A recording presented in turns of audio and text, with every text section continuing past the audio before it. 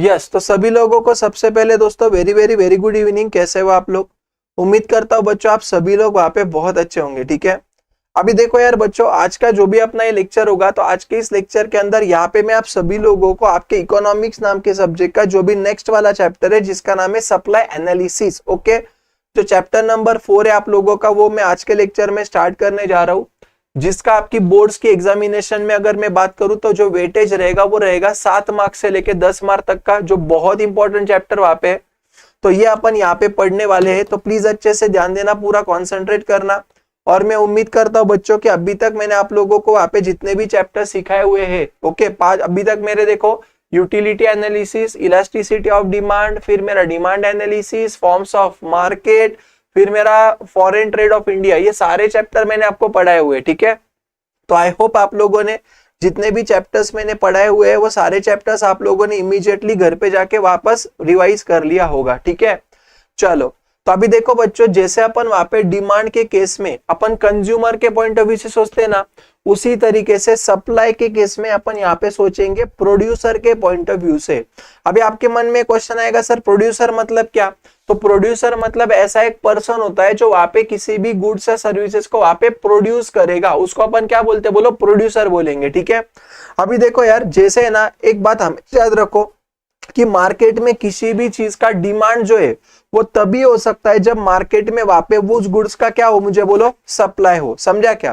तो अभी exactly sir supply मतलब क्या? तो ध्यान दो, सप्लाई मतलब वहां पे मार्केट के अंदर एक स्पेसिफिक टाइम पे स्पेसिफिक क्वांटिटी में स्पेसिफिक अमाउंट में कोई भी सेलर ये कितने गुड्स बेचने को तैयार है, उसको मैं वहां पे बोलता हूं सप्लाई। क्या बोला मैंने? देखो, supply is the fundamental economic concept that describe क्या? Total amount of specific good that is available to a seller. मतलब कोई भी सेलर के पास उस टाइम पे उस गुड्स के कितने क्वांटिटी है जो वो बेचने के लिए तैयार है, उसको अपन वहां पे क्या बोलेंगे? मुझे बोलो जल्दी दोस्तों, से सप्लाई बोलेंगे। उसको अपन क्या बोलेंगे? बोलो सप्लाई बोलेंगे। समझा?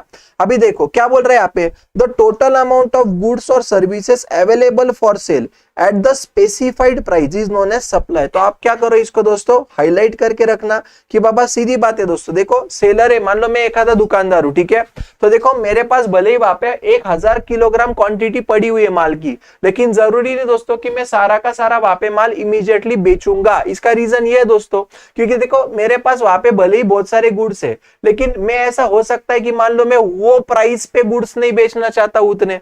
समझ में आया कि जब तक कोई भी सेलर को XYZ अमाउंट नहीं मिलता है, जितना उसका उम्मीद है उतना पैसा अगर उसको नहीं मिलता है, तो क्या तब तक वो किसी भी गुड्स का पे सेल करेगा? कि मुझे बताओ, नहीं करेगा। समझा क्या? नेक्स्ट, अभी देखो दोस्तों, ये चैप्टर के अंदर वहां पे हम लोगों को 3 कंसेप्ट पढ़ने हैं, जिसमें से पहला अपना कंसेप्ट है वो है टोटल आउटपुट, दूसरा कंसेप्ट है स्टॉक और तीसरा कंसेप्ट है सप्लाई। ठीक है, अभी सबसे पहले यहाँ पे बात आता है, सर एग्जैक्टली टोटल आउटपुट मतलब क्या? तो टोटल आउटपुट का वहां पे मतलब होता है दोस्तों कि किसी भी प्रोड्यूसर ने एक स्पेसिफिक टाइम में कितने गुड्स को प्रोड्यूस किया।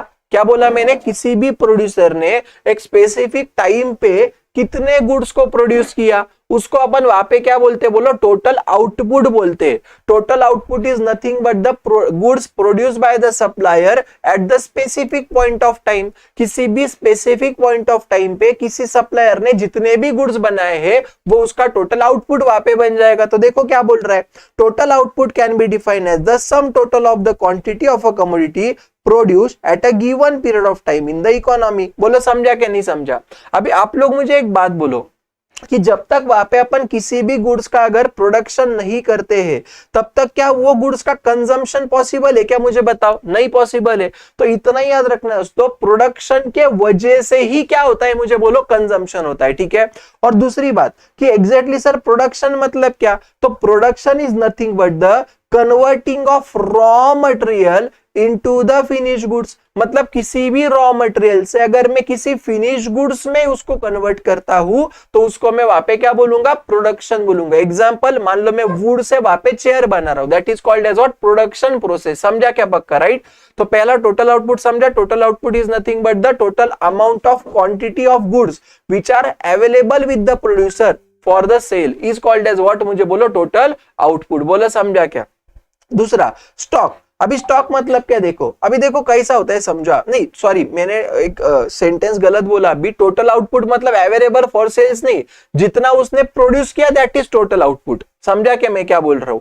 अगर मान लो मैं फार्मर हूं, मैंने वहां पे समझो साल भर में 5000 किलोग्राम गेहूं का वहां पे प्रोडक्शन किया, तो 5000 किलोग्राम गेहूं will be my total output. Okay समझा क्या?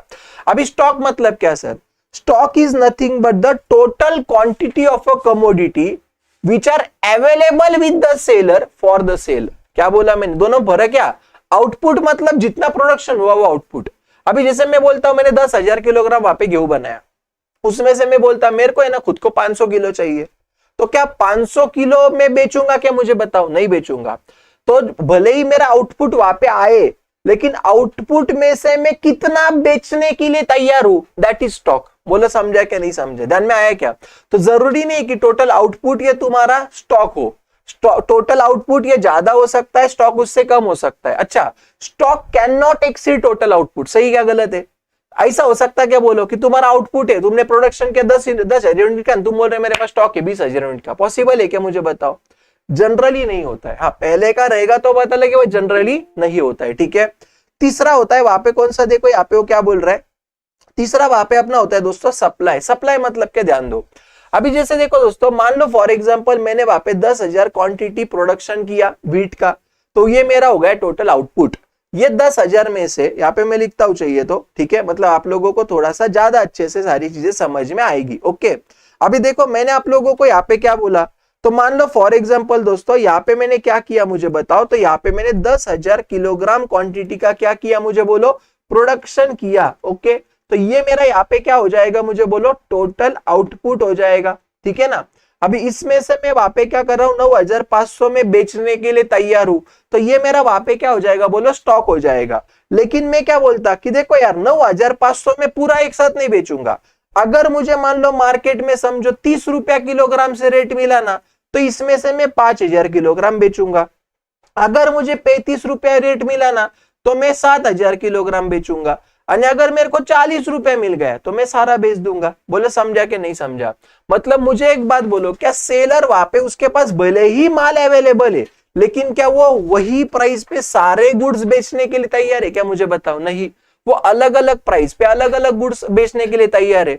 तो सप्लाई मतलब क्या? Supply is nothing but what, कि स्पेसिफिक प्राइस पे हर एक सेलर एग्जैक्टली कितने क्वांटिटी को बेचने के लिए तैयार है, that is called as what, supply. बोलो समझा क्या नहीं समझा? ध्यान में आया क्या? अच्छा, क्या सप्लाई या स्टॉक से ज्यादा हो सकता है क्या? मुझे बताओ। मेरे दुकान में वहां पे मान लो माल पड़ा हुआ है 9,500 किलोग्राम व्हीट, और मैं बोल रहा हूं कि मैं लोगों को उससे ज्यादा दूंगा, पॉसिबल है क्या? मुझे बताओ। तो एक बात हमेशा याद रखना, supply can not exceed stock. क्या बोला मैंने? Supply can not exceed stock. अच्छा, can stock exceed supply? Yes, but can supply exceed stock? No. बोलो समझा क्या नहीं समझा? ठीक है, नेक्स्ट अभी ध्यान देना, सुनो।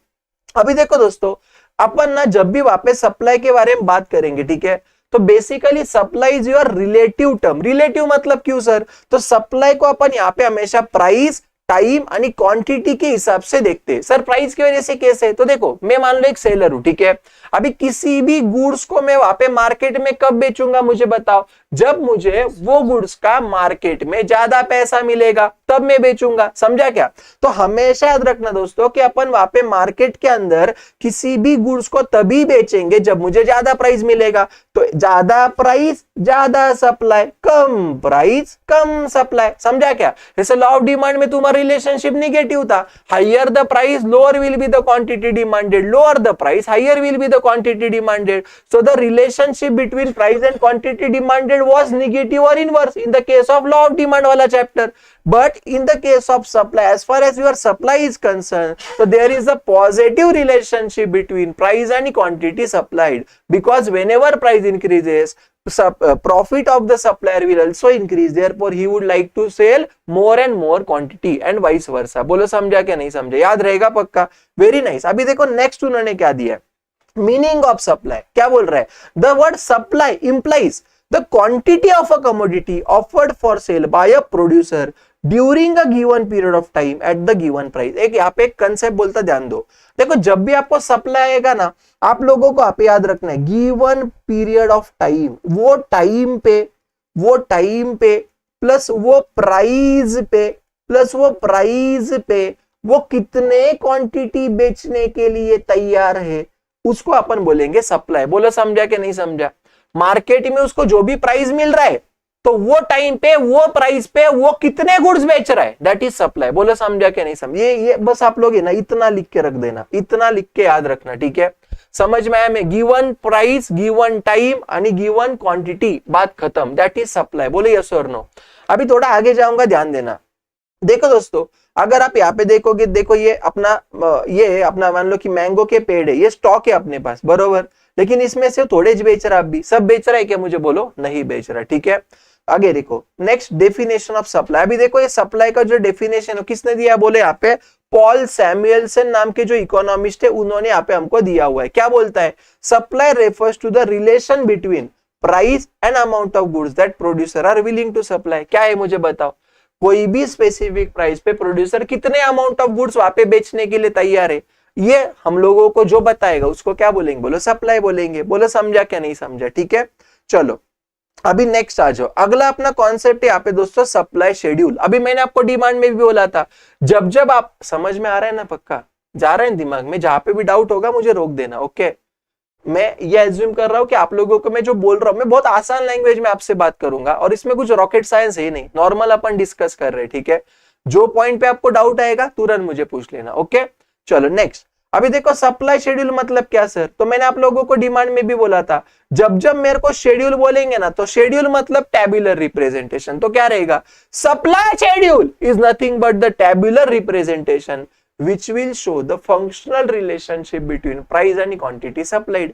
समझा कि मैं? Supply schedule is nothing but what? The tabular representation which will show the functional relationship between price and quantity supplied. बराबर है क्या? अभी देखो यहाँ पे ना, इसके अंदर दो चीज है, पहला इंडिविजुअल सप्लाई शेड्यूल, दूसरा है मार्केट सप्लाई शेड्यूल। अभी देखो ना, इंडिविजुअल सप्लाई शेड्यूल मतलब क्या? कोई भी एक सिंगल सेलर अलग अलग प्राइस पे कितने क्वांटिटी बेचने को तैयार है, ये हमको जो टेबल बताएगा, that is individual supply schedule. बोलो समझा क्या? एक बार इंग्लिश में बोलता, individual supply schedule is nothing but the tabular representation which will show the functional relationship between price and quantity supplied by a producer at the different prices। बोले समझा कि नहीं समझा मैं क्या बोल रहा हूं? एक ही सेलर, मैंने कंज्यूमर बोला क्या अभी गलती से? क्या प्रोड्यूसर ही बोला या सप्लायर ही बोला? वही बोला ना, बराबर बोला ना मैं जो बोला, ठीक है? तो देखो एक बात हमेशा याद रखो, सेलर में अकेला हूं। मैंने आपको यहाँ पे एग्जांपल दिया ना बच्चों, सेलर ए ही है दोस्तों, बट जब भी वो ये प्राइस रहेगा तो इतना बेचेगा, ये प्राइस रहेगा तो इतना नहीं, ये प्राइस तो इतना, तो बस मैं यहाँ पे टेबल बनाता है, खत्म। समझा क्या तुमको? ये क्या हो गया? ए का वहां पे सप्लाई शेड्यूल हो गया, ये प्राइस रहेगा तो ये बोलो समझा क्या? तो individual supply schedule is nothing but the tabular representation which will show the functional relationship between price and quantity supplied by a supplier. बोलो समझा क्या? क्लियर है क्या? मुझे बताओ। दूसरा होता है market supply schedule. Market supply मतलब कि मार्केट में एक सेलर रहेंगे, बहुत सारे सेलर, तो क्या रहेगा मुझे बताओ? Market supply schedule is nothing but the tabular representation which will show the functional relationship between price and quantity supplied by all the suppliers in the market. बरोबर है क्या? गलत है? अभी देखो ना, जैसे यहाँ पे आपको दिखेगा कि देखो बाबा, अगर मान लो 10 रुपए अगर कीमत रहेगा, तो वहां पे ए नाम का बंदा 100 किलोग्राम बेचने के लिए तैयार है, सी का 200, सी का 300 यानी बी का 200, तो टोटल सप्लाई 600 हो रहा है। मतलब 10 रुपया पे मार्केट का 600 सप्लाई है, 20 पे मार्केट का 900 है, तो हमको बस इस दोनों से मतलब है, इसको मारो गोली। बोलो समझा कि नहीं समझा? तो मार्केट में सारे सप्लायर मिलकर कितना बेचने के लिए तैयार है, ये हमको जो टेबल बताएगा, that is market supply schedule. बोलो यस और नो? अभी अगला कंसेप्ट है अपना इंडिविजुअल सप्लाई कर्व। अगर मैं इंडिविजुअल सप्लाई शेड्यूल को ग्राफिकली रिप्रेजेंट करूंगा तो इंडिविजुअल सप्लाई कर्व मिलेगा। तुमको इजी लग रहा है क्या टफ लग रहा है इकोनॉमिक्स?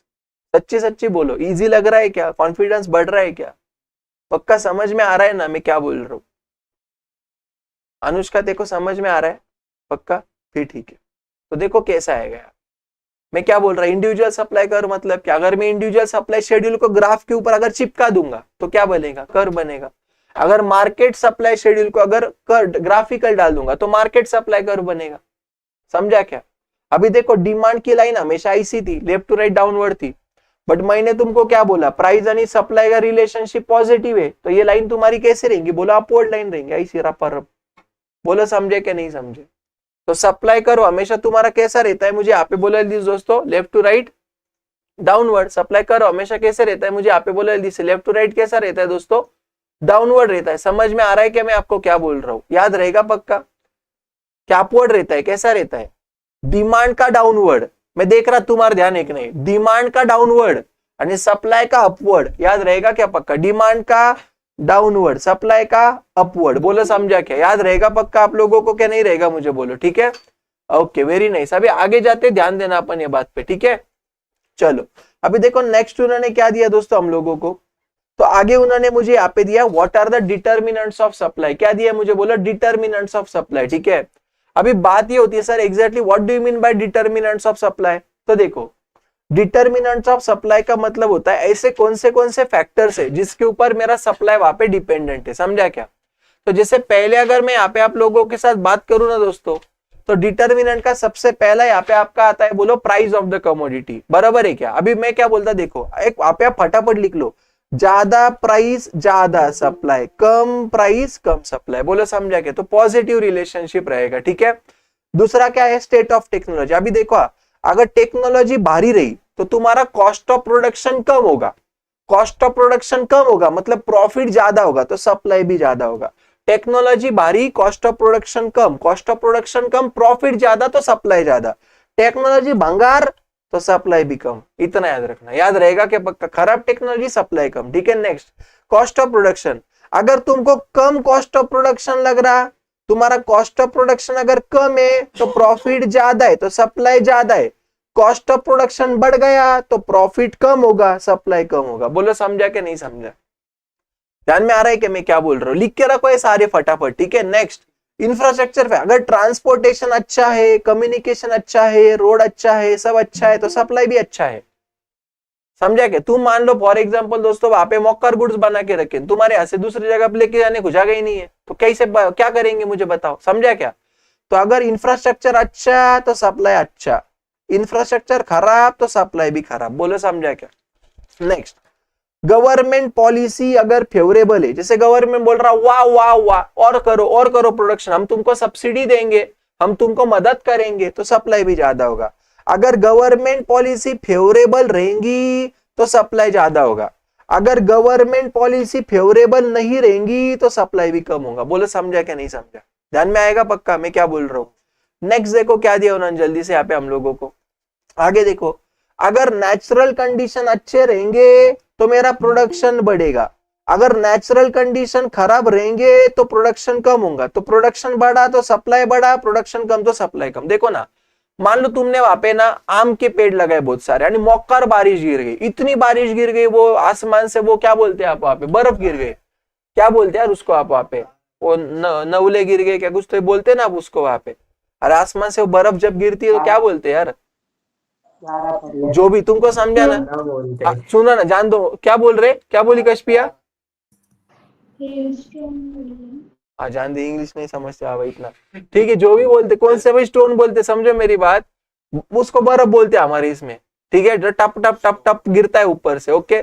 समझ रहे ना आप लोग मैं क्या बोल रहा हूँ? हाँ तो अरे जान देना, मरने देना, उधर छोड़ना, बर्फ थोड़ी आने वाली अभी, इधर देखो मैं क्या बोल रहा हूँ। तो जब बर्फ गिरी तो आम के ऊपर धपाधप लग गया तो आम खराब हो गए, तो प्रोडक्शन होगा, सप्लाई कर पाऊंगा कि नहीं? बस कॉन्सेप्ट समझा ना, आगे चले जाओ। नेक्स्ट, अगर मेरे को लग रहा फ्यूचर में प्राइस और बढ़ेगा तो आज का सप्लाई कम करूंगा, मैं संभाल के रखूंगा मेरे सामान को, यानी मुझे लग रहा फ्यूचर में प्राइस और गिरेगा तो सप्लाई बढ़ा दूंगा। बोले समझा क्या?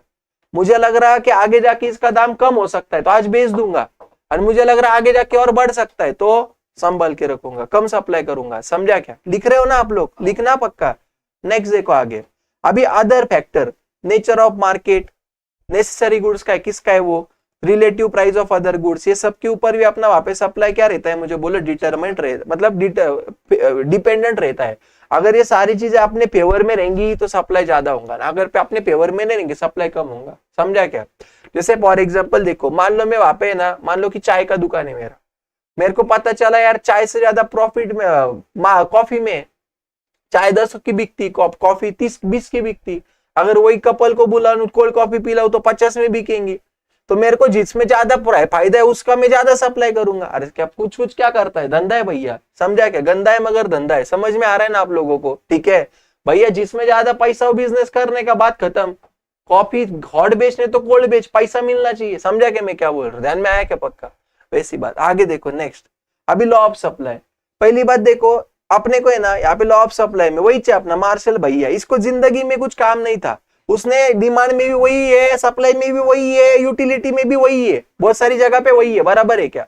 तो देखो इतना देखो अल्फ्रेड बाबू ने किया ये सारी चीजें, उसने बुक लिखी प्रिंसिपल इकोनॉमिक्स 1890 में उसने पब्लिश की थी। वो बोलता कि सप्लाई का अगर तुमको रिलेशनशिप देखने का ना, तो बाकी के तुम्हारे डिस्ट्रैक्शन सब हटा दो। समझा कि मैं क्या बोल रहा हूं? तुम लोगों को दूसरा डिस्ट्रैक्शन नहीं होना चाहिए अगर तुमको इसका रिलेशन अच्छा रखना है, किसका? सप्लाई का। तो यहाँ पे वो क्या बोलता है, प्राइस आणि सिर्फ क्वांटिटी सप्लाइड चाहिए, बाकी सब हटा दो, बाकी सब कांस्टेंट रहेंगे वैसे के वैसे। समझा कि मैं क्या बोल रहा हूं? तो वो क्या बोलता है, there is the positive relationship between price and quantity supplied. Law of supply is says that, क्या बोलता है, other things being constant, when the price of the goods increases, supply quantity supplied also increase and vice versa। समझा क्या? मतलब यहाँ पे हमको बाकी के जो दुनिया भर की चीज है ना अभिलाषा, उसको कांस्टेंट रखना है, सिर्फ प्राइस एंड सप्लाई, प्राइस बढ़ा सप्लाई बढ़ेगा, प्राइस कम सप्लाई कम, बात खत्म। बोला समझा कि नहीं समझा? तो रिलेशनशिप कैसा है मुझे यहाँ पे बोलो, पॉजिटिव है। ठीक है नेक्स्ट, अभी देखो एजम्पशंस ऑफ द लॉ, जो भी डिटर्मिनेंट था ना उसको कांस्टेंट रखे ना, वो एजम्पशन हो गया। जैसे for example cost of production को क्या करो, कांस्टेंट रखो, टेक्निक ऑफ प्रोडक्शन को क्या करो, कांस्टेंट रखो, वेदर कंडीशन को क्या करो, कांस्टेंट रखो, गवर्नमेंट पॉलिसी को क्या करो, ट्रांसपोर्ट कॉस्ट को क्या करो। देखो ना, ट्रांसपोर्ट कॉस्ट अगर कम हो गया तो प्रॉफिट बढ़ेगा, तो सप्लाई बढ़ेगा, ट्रांसपोर्ट कॉस्ट अगर बढ़ गया तो प्रॉफिट कम होगा, सप्लाई कम होगा। तो ये सब कांस्टेंट रखना है। दूसरे गुड्स की कीमतें कांस्टेंट रखो, कॉफी का मार्जिन मत बढ़ाओ, तो ही चाय बेचूंगा ना मैं, तो फिर मैं उस पे शिफ्ट हो जाता था, है ना। नो एक्सपेक्टेशन, फ्यूचर का कोई लेन देन नहीं, ये सब कांस्टेंट रखा तो अपना क्या होगा, बोले एजम्पशन। याद रहेगा क्या, डिटर्मिनेंट ही एजम्पशन होते हैं बच्चों, सिर्फ 1-2 पॉइंट 19-20 आएगा दिमाग में, याद रहेगा कि नहीं रहेगा? वो जो भी डिटर्मिनेंट है उसको एज्यूम करने का कांस्टेंट, तो वही क्या बन जाएंगे। और जब तक ये एज्यूम नहीं करेंगे तब तक लॉ ऑफ सप्लाई तुम्हारा सेटिस्फाई नहीं होगा। बोलो रूल समझा के? पक्का क्लियर? यहां तक किसी कोई डाउट है क्या, मुझे बताओ। तनय, भूषण, समझ में आ रहा है क्या चल रहा है बेटा जिंदगी में अपने? हाँ सर। पक्का समझ में आ रहा है कि तेरे को? आगे हाँ हो, ठीक है। चल अभी देखो, तो सप्लाई कर तुमको दिखा क्या, लॉ ऑफ सप्लाई जब पूछेंगे तो ऐसा लाइन मारने का भैया, लेफ्ट टू राइट अपवर्ड। समझा क्या? मुन्नी को क्या पसंद है, कशपिया बेस, यानी कैसे, क्वांटिटी में। ओके, तो एक्स एक्सिस पे हमेशा क्या आएगा, चैप्टर कोई भी रहने दो, डिमांड रहने दो, सप्लाई रहने दो, कोई भी रहने दो, एक्स पे हमेशा क्वांटिटी, वाई पे हमेशा प्राइस। बोलो समझे? सप्लाई का ऐसे नीचू मारने का अपना, सॉरी डिमांड का ऐसे नीचू, सप्लाई का ऐसे ऊपू। बोलो समझा कि नहीं समझा? याद रहेगा पक्का? कुछ भी नहीं है, टाइम पास है। आगे जाओ क्या, बोलो जल्दी से फटाफट। ठीक है नेक्स्ट, एक्सेप्शन, ये केस में लॉ ऑफ सप्लाई एप्लीकेबल नहीं होता। बोले तो नॉर्मल अपन ने क्या देखा था, प्राइस बढ़ा तो सप्लाई बढ़ेगा, यहाँ पे वैसा नहीं होगा। अभी लेबरू को बोल रहा है, लेबरू मतलब क्या, देखो जैसे अभी देखो, मान लो सुजीत भैया है, पहले मान लो ऑफिस में काम करता था, मेरे साथ काम करता था, मान लो पहले उसको मैं 8 घंटा काम करने का रोज, 1 महीने का उसको मान लो मैं 20,000 पगार देता था। मान लो अभी वो बोला कि एक काम, मैंने उसको बोला एक काम कर सुजा, आज से तू क्या कर, 8 ने 10 घंटे काम करने का, मैं तेरे को 20 करेगा 25 दूंगा। वो बोला ओके करेगा, पैसा ज्यादा मेरा, काम भी ज्यादा हो रहा। मैंने उसको बोला 10 के घंटे पे 14 घंटे काम करने का, तूने बोला ओके 50,000 दूंगा, दे दिया। वो बोला, मैंने बोला 14 की जगह पे 16, वो बोला पागल वागल हो गए कि तुम, अभी मैं निवान जीना पसंद करूंगा, इतना मिल रहा उसमें मैं खुश है। मतलब स्टार्टिंग में वहां पे जब वर्कर को पगार ज्यादा मिलता तो वो काम भी ज्यादा करते, बट एक टाइम ऐसा आता कि वो फिर उनको पगार कम मिला ना, मतलब उनको और भी पगार दिया तो भी वो पगार वहां पे लेना पसंद नहीं, वो लेजर कर, मतलब होता है ना एक उम्र के बाद कि यार मेरे को है ना ज्यादा पैसा मिले कम टाइम में, ऐसा माइंडसेट हो जाता है, बराबर है गलत है। तो तुम्हारा सप्लाई ऑफ लेबर वहां पे क्या है, बोले एक्सेप्शन। यहाँ पे प्राइस भले ही तुम ज्यादा दे रहे बट उतना वहां पे तुमको सप्लाई नहीं मिलेगा, ये एक्सेप्शन, समझा। दूसरा एग्रीकल्चरल गुड्स। मुझे एक बात बोलो, कश्मीर दीदी बोल रही वहां पे कि सर है ना तुम जनवरी महीने में मेरे को काला आम खिलाओ। नॉर्मली काला आम भी पता है आपको, पता है, अरे काले कलर का आम होता क्या, नहीं याड़ा हो गया कि तू काला आम होता है, पीला आम होता है, बहुत सारे, बल छोड़ो मरने दो उधर, मेरे को ना बिना मौसम में वहां पे आम बोल रही हो, तो तू मुझे पैसा देंगी फिर भी आम तेरे को खिला पाऊंगा क्या, मुझे बता। नहीं, अभी मान लो कि फॉर एग्जाम्पल मेरे पास मान लो कि एक बहुत बड़ा पेड़ है आम का, उसके ऊपर मान लो टोटल मिला के 2000 आम आए, ठीक है। कश्पिया बोल रही ये लो सर और पैसा लो, लेकिन और आम अब भी क्या अब भी उगा के दो, पॉसिबल है क्या, मुझे बताओ। तो एग्रीकल्चरल गुड्स में वहां पे क्या होता है, बोले हम लोगों को लिमिटेशन होता है, चाहिए तो भी अपना भले ही प्राइस ज्यादा मिलता रहेगा फिर भी हम इमीडिएटली उसका सप्लाई कर सकते क्या, नहीं कर सकते, इसलिए एक्सेप्शन है, समझा क्या।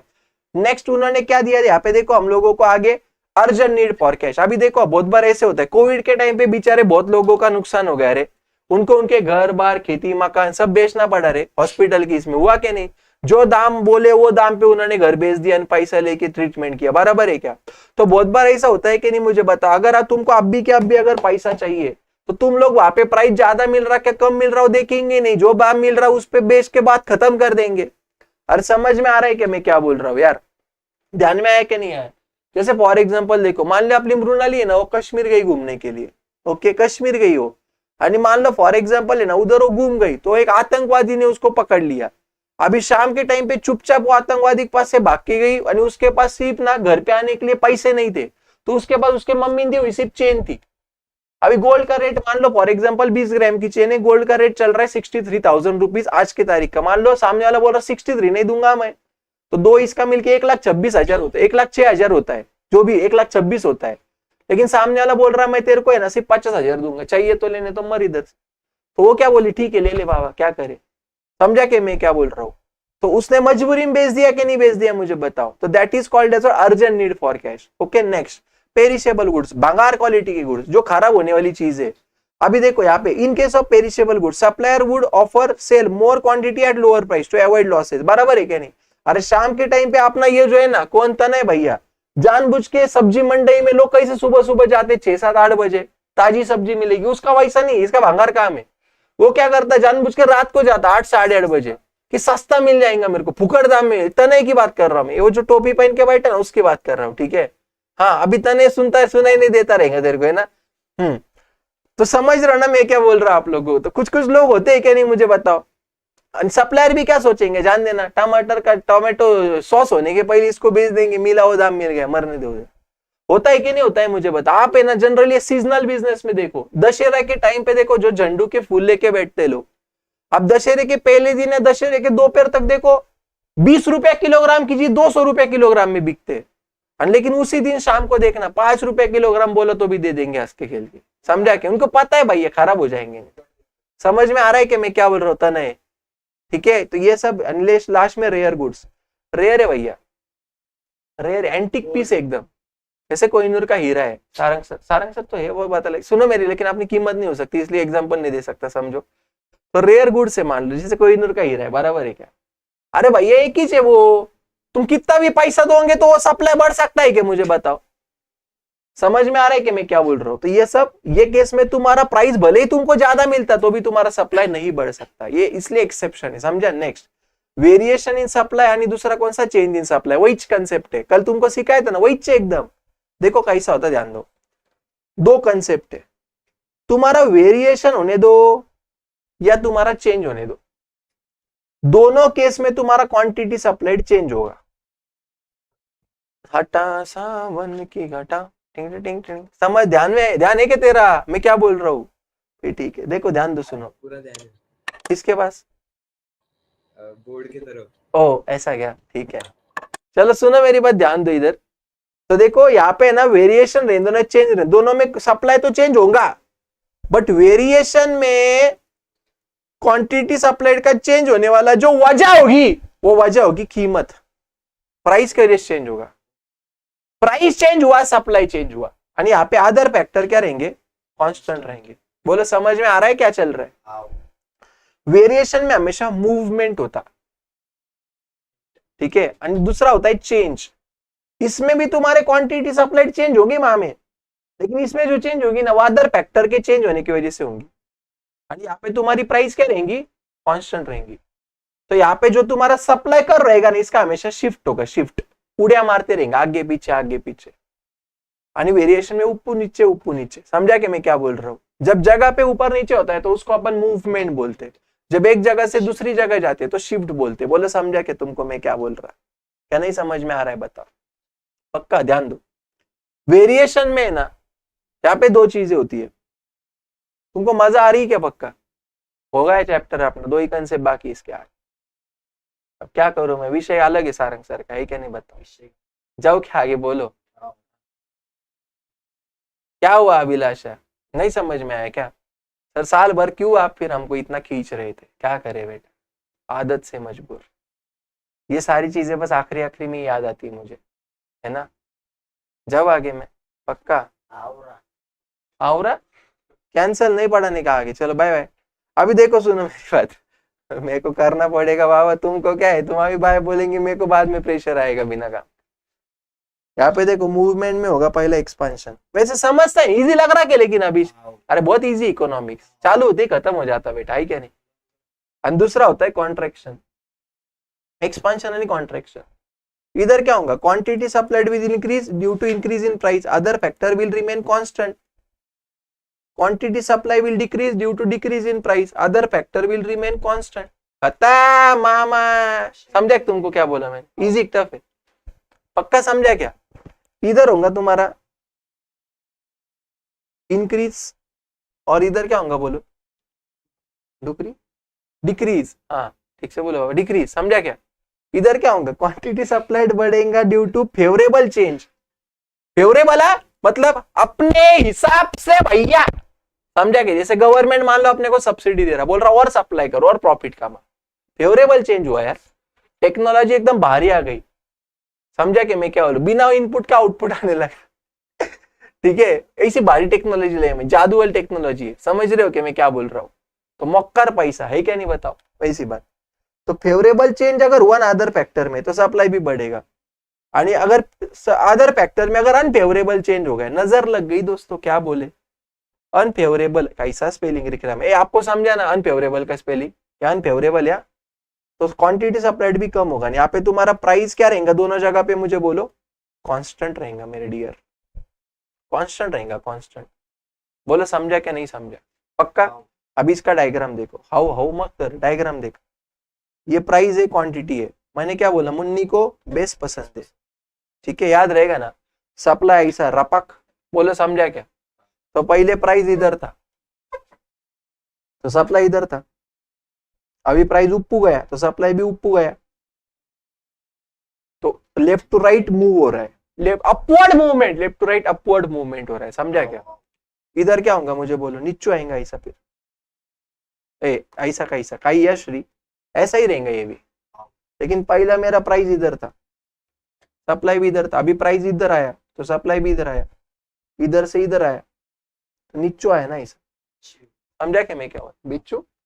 सो राइट टू लेफ्ट डाउनवर्ड होगा, बोला समझा क्या नहीं समझा। आगे, अरे अभिलाषा कुछ समझ में आ रहा तेरे को क्या चल रहा है, समझ में आ रहा है। ये लेक्चर को वापस वापस देखो 2-3 बार, ठीक है। 1 घंटे में चैप्टर बूम, तो 10 घंटे में इकोनॉमिक्स बूम, तो 10 घंटे को 3 बार देखोगे तो 30 घंटे में 3 बार रिवाइज हो जाएगा पूरा सिलेबस, समझा क्या। ऐसा करते काम। आगे देखो, अब ये इंक्रीज, अभी देखो यहाँ पे तुम्हारा प्राइस कांस्टेंट है बच्चों, प्राइस कांस्टेंट, इधर कांस्टेंट है बाबा इसे। तो पहले मेरा सप्लाई मान लो इधर था, इधर सप्लाई था, अभी सप्लाई इधर करना है तो कर्व आगे लेना पड़ेगा, तो फॉरवर्ड शिफ्ट करना पड़ेगा, समझा क्या, सप्लाई कर्व को। आणि इधर भी वैसे ही प्राइस कांस्टेंट है, पहले सप्लाई इधर था, अभी सप्लाई का क्वांटिटी कम हो रहा है तो बैकवर्ड शिफ्ट होगा, बोलो समझा क्या। खत्म, वेरिएशन चेंज। क्या था इसमें मुझे बताओ, याद रहेगा कि नहीं रहेगा। चलो मार, स्क्रीनशॉट मारो इसको, ये बहुत इंपॉर्टेंट है भाई, ये समरी नोट से ये मारो, एकदम कातिलाना नोट से, समझा तुमको। अनुष्का खतरनाक है क्या नहीं काम। चलो इतना हुआ क्या नहीं हुआ मुझे बताओ, पक्का। आगे जाओ क्या, अभी 2 ही कंसेप्ट बचे, अभी 2 ही कंसेप्ट बचे, ध्यान दो, अभी 2 ही कंसेप्ट बचे। फटक करके हुआ, डन। चलो नेक्स्ट, अभी देखो क्या दिया यहाँ पे उन्होंने। पहला कंसेप्ट अपना बचा है सप्लाई आणि एग्रीगेट सप्लाई। अभी देखो सप्लाई मतलब माइक्रो कंसेप्ट आणि एग्रीगेट सप्लाई मतलब मैक्रो। सप्लाई मतलब क्या, तो अपन ने क्या देखा, सेलर कोई भी स्पेसिफिक प्राइस पे कितने क्वांटिटी बेचने के लिए तैयार है, that is supply. But quantity supply क्या होता है देखो, या ये जो होता है ना एग्रीगेट सप्लाई क्या होता है देखो, it refers to minimum amount of sales proceed, मतलब माल बेचने के बाद कम से कम कितना मिलना चाहिए, ये जो है दैट इज एग्रीगेट सप्लाई। देखो ना, it refers to minimum amount of sale proceed which entrepreneur expect to receive from the sale of output. मतलब माल बेचने जब भी मैं किसी भी चीज का प्रोडक्शन करता हूं ना, तो मुझे एटलीस्ट इतना पैसा मिलना चाहिए, पहले से डिसाइड करना चाहिए एग्रीगेट। समझा कि मैं क्या बोल रहा हूं, ये एमसीक्यू में आपको आएगा, इंपॉर्टेंट मार्क करके रखो, इंपॉर्टेंट मार्क करके रखो। समझा क्या, एमसीक्यू में आएगा भला क्या सप्लाई एंड एग्रीगेट सप्लाई का डिफरेंस, ठीक है। नेक्स्ट कॉस्ट कंसेप्ट यानी रेवेन्यू कंसेप्ट। अभी देखो जब भी कोई भी प्रोड्यूसर किसी भी चीज का प्रोडक्शन करता ना, उसको लगता है factor of production, land, labour, capital, entrepreneurship. तो लैंड के ऊपर उसको देना पड़ता है रेंट, लेबर को वेजेस, एंटरप्रेन्योर को प्रॉफिट यानी कैपिटल के ऊपर इंटरेस्ट। समझा क्या, तो ये जो भी उसको कॉस्ट लगती है उसको अपन वहां पे क्या बोलते हैं, कॉस्ट कंसेप्ट बोलते हैं। समझा क्या, तो पहला उसमें होता है, तो कॉस्ट कंसेप्ट मतलब क्या, कोई भी प्रोड्यूसर को किसी भी गुड्स का प्रोडक्शन करने के लिए टोटल में जितना भी खर्चा आता है दैट इज कॉस्ट। ओके, अभी कॉस्ट में तीन चीजें, total cost, average cost, marginal cost. Total cost मतलब प्रोड्यूसर ने वहां पे देखो बेसिकली टोटल कॉस्ट में दो आती है, एक होती है फिक्स, दूसरी होती है वेरिएबल। फिक्स मतलब ऐसी कॉस्ट जो वहां पे तुम्हारे तो आउटपुट करो नहीं करो, प्रोडक्शन करो नहीं करो, तुमको लगने वाला बोले तो लगने वाला। जैसे फैक्ट्री का रेंट हो गया, लोगों के पगार हो गए, ये फिक्स कॉस्ट है तुम्हारा। आणि वेरिएबल मतलब क्या, अगर आउटपुट बढ़ाया, प्रोडक्शन किया तो कॉस्ट बढ़ेगा, प्रोडक्शन नहीं किया तो कॉस्ट नहीं लगेगा, that is variable cost which will vary as per the output. समझा क्या, तो टोटल कॉस्ट का फॉर्मूला याद रखना, टीएफसी प्लस टीवीसी, याद रहेगा क्या, total fix cost plus total variable cost, that is total cost. Okay, average cost मतलब क्या, एवरेज कॉस्ट मतलब जब भी मैं टोटल कॉस्ट को टोटल क्वांटिटी से डिवाइड करता, जैसे मान लो मुझे 2 लाख रुपया लगा सब मिला के, यानी मैंने उसमें 20,000 क्वांटिटी बने, तो मेरे को पर यूनिट 10 रुपया लगा, दैट इज व्हाट, तो एवरेज कॉस्ट। समझा क्या, जब भी मैं टोटल कॉस्ट को टोटल क्वांटिटी से डिवाइड करूंगा तो मुझे एवरेज कॉस्ट मिलेगा। नेक्स्ट होता है मार्जिनल कॉस्ट। मार्जिनल मतलब जैसे मान लो मैं पहले 1000 यूनिट बनाता था, तब मेरे को 10,000 रुपया लगा, लेकिन मैंने 1000 फर्स्ट यूनिट जब बनाया तब मेरे को मान लो वहां पे टोटल मिला के 10,050 रुपया लगा। तो एक यूनिट का प्रोडक्शन करने की वजह से कितना पैसा ज्यादा लगा, that is called as marginal cost. समझा कि मैं क्या बोल रहा हूं, तो मैंने आपको क्या बोला, पहले 10,000 यूनिट, पहले 1000 यूनिट बनाता था तब मेरे को वहां पे कितना पैसा लगता था बच्चों, 10,000 लगता था, लेकिन मैंने जब 1000 फर्स्ट बनाया तो 10,050 लगा। तो ये मेरा क्या हो गया, टोटल कॉस्ट पहले वाला और टोटल कॉस्ट बाद वाला। समझा क्या, तो क्या मैं बोलूं क्या, marginal cost is nothing but the difference between two total cost. समझ में आया क्या, ये 10,000, ये 1000 यूनिट का 10,000 कॉस्ट है, 1000 एक यूनिट का 10,050 कॉस्ट है, तो दोनों मेरे टोटल कॉस्ट ही है ना, सिर्फ ये टोटल कॉस्ट बाद वाला है माइनस टोटल कॉस्ट पहले वाला है। और समझ में आया क्या, देयरफॉर फॉर्मूला क्या बनेगा, marginal cost is nothing but total cost of nth unit minus पहले वाला यूनिट। बोलो समझा क्या नहीं समझा, याद रहेगा पक्का, ये फॉर्मूला एमसीक्यू में आ सकता है, याद रखना, ठीक है। Marginal cost is nothing but the difference between two total cost, याद रखना, मार्जिनल कॉस्ट मतलब क्या, difference between two total cost, ठीक है। अभी नेक्स्ट कंसेप्ट है तुम्हारा रेवेन्यू। रेवेन्यू मतलब क्या, जब भी कोई भी सप्लायर सेलर जितने भी क्वांटिटी मार्केट में बेचता है, तो सारे क्वांटिटी मार्केट में बेचने के बाद उसको वहां पे कितना पैसा मिल रहा है, रेवेन्यू मतलब सेल, उसने मार्केट में गुड्स को बेचने के बाद उसको कितना पैसा मिल, जैसे मान लो फॉर एग्जांपल मैंने 50,000 यूनिट बेचे और एक यूनिट से मेरे को 100 रुपया मिला, तो मेरे को टोटल मिला कि 50 लाख रुपया मिला। तो टोटल रेवेन्यू मतलब क्या, total quantity into total price मतलब टोटल रेवेन्यू। बोले समझे क्या नहीं समझे आप लोग, टोटल रेवेन्यू मतलब टोटल सेल, जितने भी क्वांटिटी मैंने बेचे उसको बेच के मुझे कितना पैसा मिला, that is what, total revenue. बोलो यस और नो, ध्यान में आ रहा है आप लोगों को, यहां तक मुझे बताओ, ठीक है। तो देखो उन्होंने वही बोला है, प्राइस इनटू क्वांटिटी मतलब टोटल रेवेन्यू। एवरेज रेवेन्यू क्या आएगा फिर, तो जब मैं टोटल रेवेन्यू को टोटल क्वांटिटी से डिवाइड करूंगा, जैसे मान लो कि मेरे को है ना 35,000 रुपया मिला 1000 गुड्स बेच के, तो एक गुड्स से मेरे को 30 रुपया मिला ना फिर। तो ऑन एन एवरेज मैंने सारे गुड्स 30 रुपए से बेचे होंगे। तो टोटल रेवेन्यू मतलब क्या, टोटल लंबा एवरेज रेवेन्यू मतलब क्या, total revenue upon total quantity sold.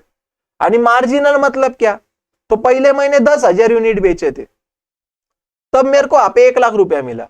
और जब मैंने 10,000 फर्स्ट यूनिट बेचा ना, तब मेरे को मान लो 1,100,000 रुपया मिला।